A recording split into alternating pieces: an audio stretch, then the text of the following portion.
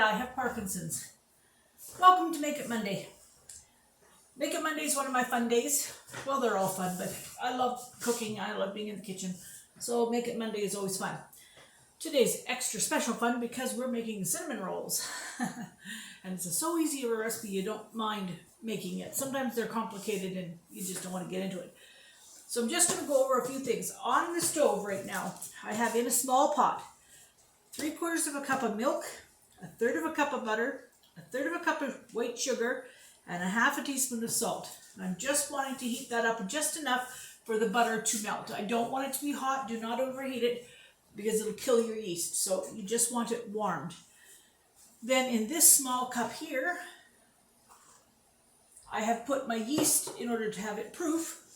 And I have 1/4 of a cup of warm water, a teaspoon of sugar, and 1 package of dry yeast, which I use a bulk yeast, so it's 2 1/4 or 2 1/2 teaspoons, depending on what brand you get. So I've got 2 1/2 teaspoons in mine. Now, into my large, they say get a large bowl, and we're going to start with 2 cups of flour. So each of these scoops here is 1/2 cup. So I'll do 4 of those.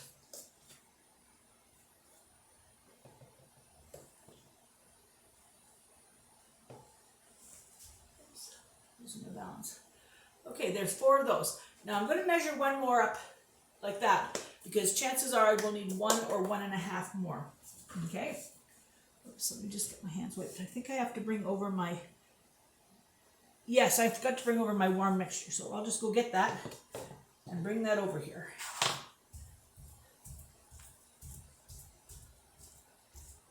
Perfect.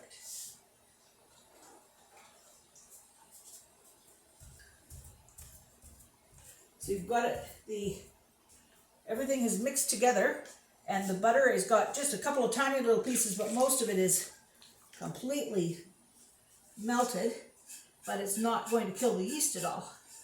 I wonder what you did to your pan. What? I wonder what you did to your pan, that's why it's dented. Oh, they saw what I did to my pan that day. I threw it on the ground with the green beans. Everybody saw that. They all witnessed me. I was cooking green beans and dropped the pot and dented it. So it's a constant reminder for me. But there we go. Now I've got the yeast mixture in here. I mean, you cannot get much easier than this. Put it in a pan and stick the whippers on it. Okay, now I've got 2 eggs as well that's going to go in here in a minute. I thought, yeah, I do have them here. There they are, right there. But I'm going to get this dough started first. Now I have trouble with my hands kneading, so therefore I need the whippers to do a good majority of the work.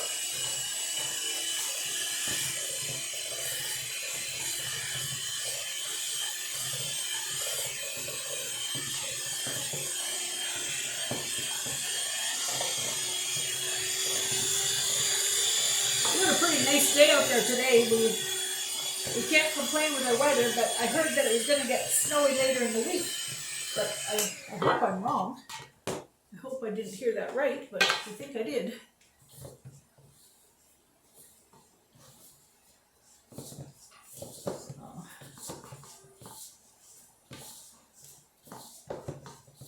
Now when you first start beating it, you think, well, you definitely aren't going to be adding any more flour to that, but it's amazing how it really does mix in.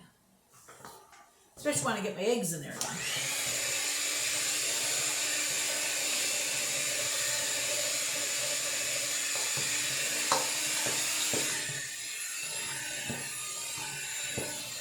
Okay, now that that's pretty much mixed in, I'm going to put in my eggs.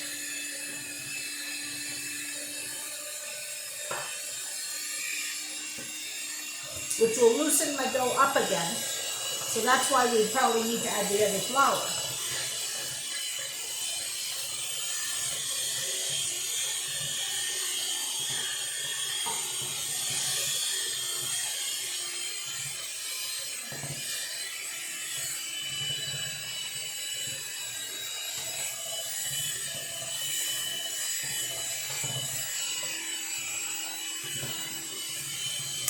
Okay, let's add another 1/2 cup flour. Now maybe we'll just do 1/4 cup because I'm not sure if it'll take the whole 1/2 cup. Just put in that much. We'll see. Better to put in too little than too much.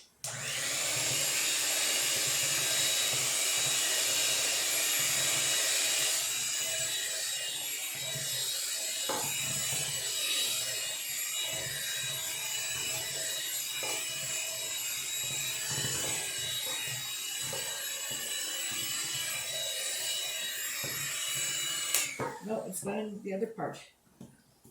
You know, you can put bread into the oven that has not enough flour into it, and it will still turn into a loaf of bread, but it'll be full of air holes. But if you put enough flour into it, that's when the gluten forms and you get a nice tight light loaf of bread. But it will work even if it's sticky. So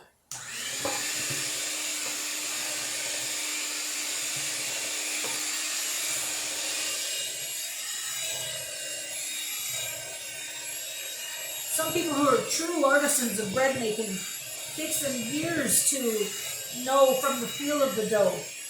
And that's a real art for those people. They have mastered it.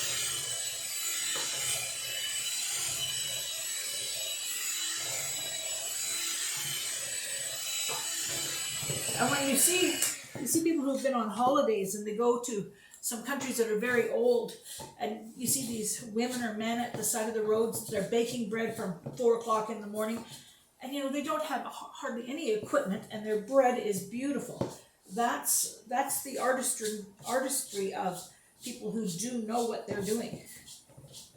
That takes real skill. Okay, now mine is a little bit damp, I think, but we're just going to try to go a little bit longer. See, we want it to pull away from the sides of the bowl like it's doing, but I think it's still a little bit damp. Yes. Just a little bit damp because it won't pull off the bottom. It's pulling off the sides, but not the bottom. So go a little bit more, and that will be all it needs. Let's close up my flour bin for now.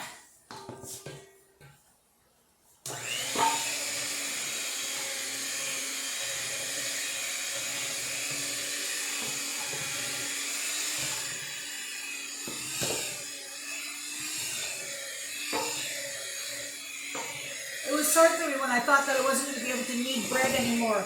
And then I watched on Moss Family TV, she was using a beater that had the dough hooks. And it wasn't a big stand one, it was just a regular one. And I thought, I could do that, so I got myself a good beater. And sure enough, I'm able to do it. She now has a beautiful KitchenAid machine as well, but okay, there we go. Now, it should pull off the, oh, I shouldn't have lidded this until I put flour on my hands. But it will pull off the dough hooks when it's ready, so we'll just take a quick gander and see if it's ready. See how it just pulls off those dough hooks? Sticks to my fingers, just pulling off the dough hooks. Just like that. So that tells me that that part's ready. Bill's gonna get it. His sister calls on Sunday mornings. So, and I'm just going to do a little bit of kneading in the pan. Okay, it's sticking to the bottom. I need a little bit of flour. Hello? Yeah? Can you just take it to the bedroom? Yes, I did. Bill, can you just take it? Yeah. I made sausage, hash browns, and It's nice when family checks in on you, you know, it's like they call each other every Sunday, if not in between. And it's really nice to have that connection with family. There, that's perfect amount now. So I want to just do a couple of little twists and turns. You don't have to do this for long. The machine has done most of it. But when you think you've got it just to the point where it's going to not stick too much, then we're going to put it into a, well, it's still sticking. I'm going to put a little bit more flour. Okay, and then when I've got it to where I want it, I will put it into, you can leave it in the same bowl, but I just prefer to get this bowl washed. So I'll put it into another bowl, a greased bowl, and let it sit for half an hour or an hour. Rise for an hour. So we're going to let it rise for an hour.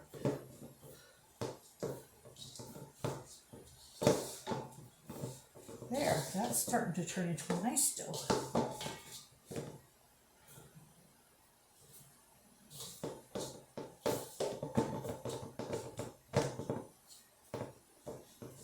There. Wow. You know, when you finally feel the dough, when it's all really nice, it's like so nice to just play with it. I don't want to put too much flour here. I don't want it sticking quite as much as it is, but I don't want to put too much. That's got to be it. I got to stop, because otherwise the dough will get tough. And that I don't want. Because especially when you're doing something like cinnamon rolls, you don't want that to be tough. This is perfect. This is perfect right now. See, I can knead it, and it's not sticking to me.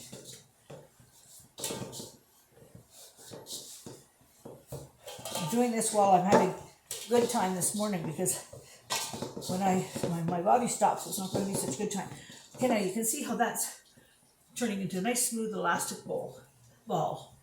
So most people would spray here, put this back in it, cover it, let it rise for an hour. I'm going to do it into another bowl and let it rise for an hour, and I'll see you back here in 1 hour.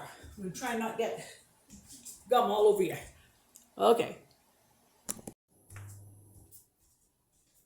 All right, we're back. So let's take a look. I'm not moving as fast as I was this morning, so we'll just have to go a little slower.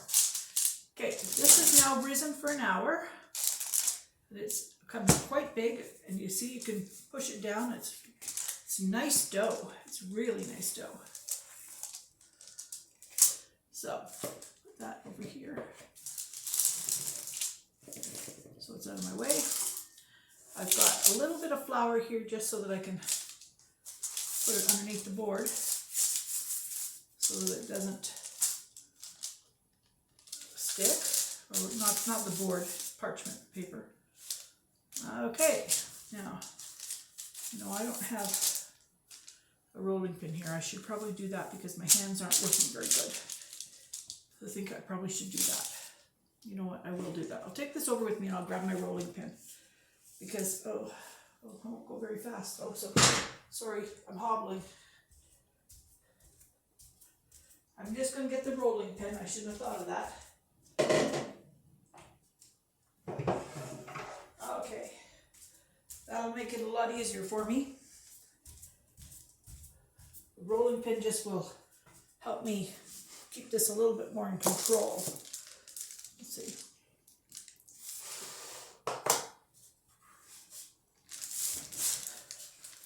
It's hard. My chair's on wheels. That's not really safe, to have a chair that's on wheels when you're not a very steady person.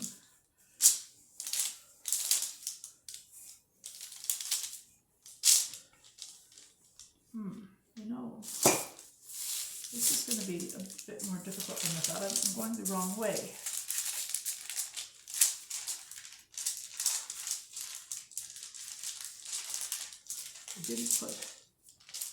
I didn't put enough flour down. Okay. There we go. All right. This will be better.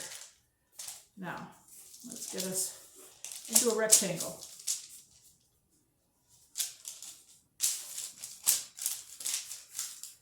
There we go. Now we're going the right way.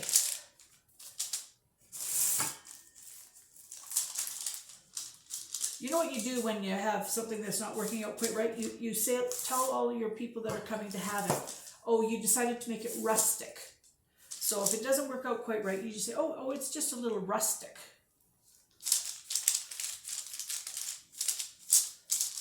So that's probably what we'll be doing today. We'll be saying, what's a little rustic? When it all puffs up and everything else, you can't see the difference. All right, so let's just pull that a little bit this way. There we are. Okay.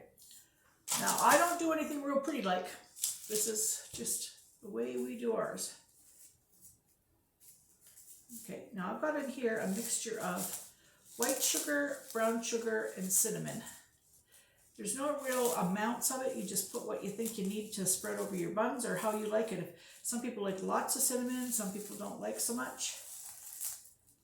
Now, I have a fair amount of cinnamon in this, and I like the mixture of brown and white. the sugars. I got my little bear thing to keep my brown sugar soft. All right, my butter. I don't know exactly how much butter I need, so this is actually not even real butter. This is margarine. Now you want to have it fairly well coated because this is what's going to sort of make it not a dry bun. You know, you want to have a nice moist bun. Okay. So hard when my body isn't feeling like cooperating. I was doing really good this morning, boy. And I will be again. I took these pills about 15-20 minutes ago. So I'll give them a little bit longer, but of course my dough was ready before that. That's the inconvenience, you know, like it never times out just exactly right. But now, oh, I can't wait. These are going to be so good. Bill's happy when I make things like this. He likes it. Okay. And see, again, when your hands don't work, this is where you just aren't going to be neat. And your family list learns it's not neat, but it tastes good.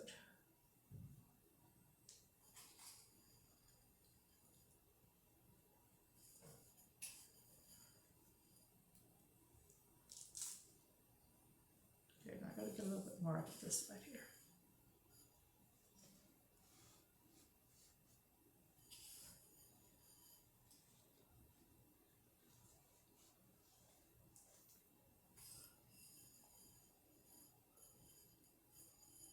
All right. Now, let's just spread that out like this.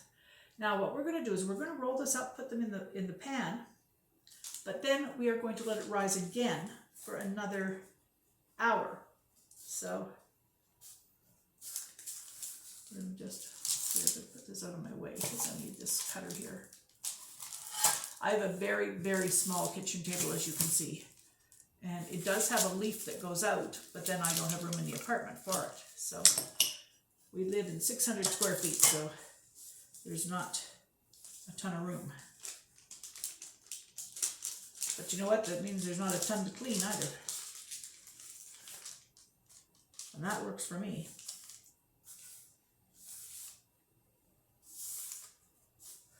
Now, if anybody out there is a professional baker, please don't watch me while I try to do something like this. Because I am not a professional baker.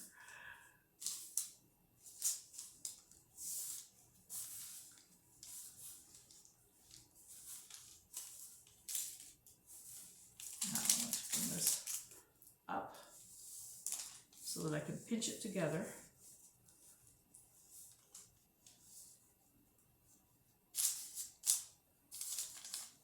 Then I'll tuck the ends in. Just bring it down where I can pinch that together, turn it over, and we'll just tuck these ends in. And that way, we've got a nice log. Okay, now bring it back in a little bit. There we go. And we want to make about 12 buns, okay? So cut it in half. So we've got 6 in each. Not in half, 3 in each, and then we'll just cut this in 3s.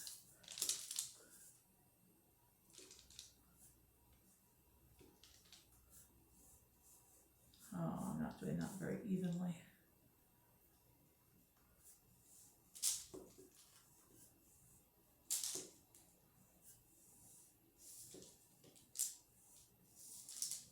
All right. Now let's see what we can do.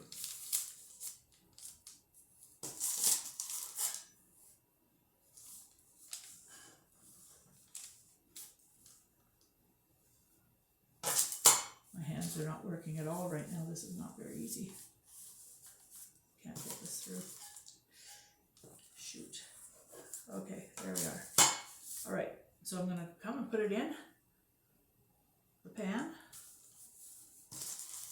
And they should fit just nicely in there for 12 of them.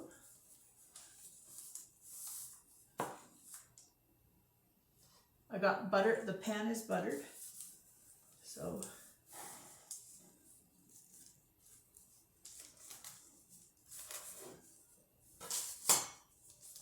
I'm making a heck of a mess.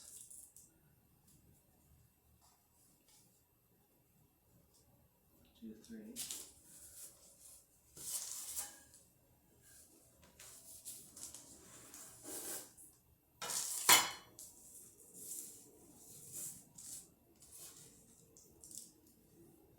Four.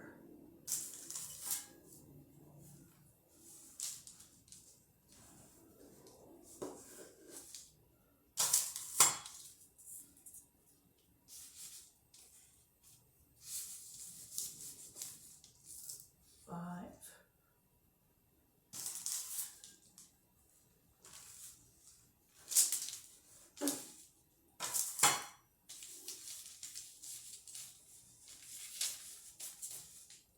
Six.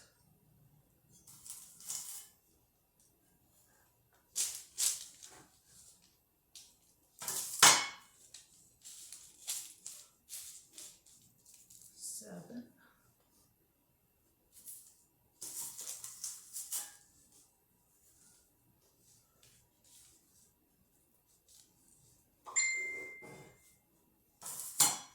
8.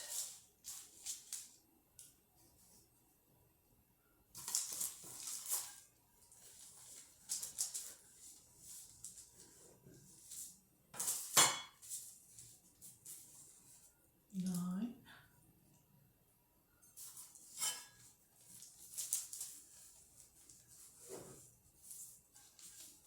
And I think we're going to just ice them with a little bit of a glaze. We're just going to do a little bit of icing sugar and water or milk. But we'll just do a little bit of a glaze. Maybe actually I might use orange juice and icing sugar. That would make a nice glaze. I think I'll do that.